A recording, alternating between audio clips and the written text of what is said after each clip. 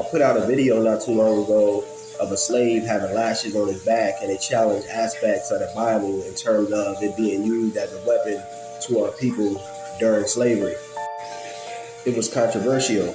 I expected it to be controversial though, because whenever you challenge people to think differently, they'll fight you on it because it goes against the core beliefs. We all know the Bible historically was a black book by blacks until the European got it and remixed it in order to colonize the world and have slaves be obedient and submissive.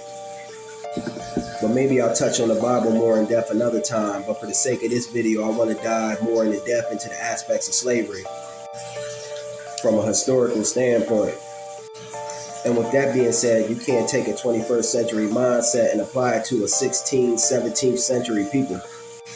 There were no Black Power movements, Pan-Africanisms, and all these other movements we have nowadays to codify and unite black people. They didn't all look at themselves as the same at the time. They had different culture, religion, language. Even historically, Europeans enslaved other Europeans when the Romans enslaved Northern Europe. Some of the ways you became a slave in Central and West Africa at the time were war captives, repeat offenders, and people that committed heinous acts. You lost a husband, a mother and father, and weren't able to support yourself. Debt.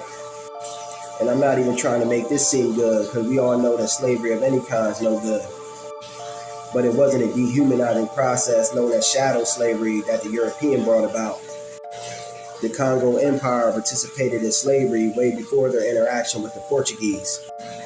At the Portuguese request for slaves, they gave them their war captives. These weren't their own people. And King Mavumba, if I'm pronouncing that correct, had a problem though because the Portuguese began taking the Congo citizens. And not all places in Africa participated in giving slaves to Europeans, even though they may have had slaves of which that weren't their own people. Sarah Forbes, a princess of the Yoruba people, who was orphaned due to intertribal warfare and was sold into slavery 1848. The Yoruba were attacked by the foreign people of the kingdom of Dahomey. Sarah lost her parents and became a slave to King Gasu of the Dahomey.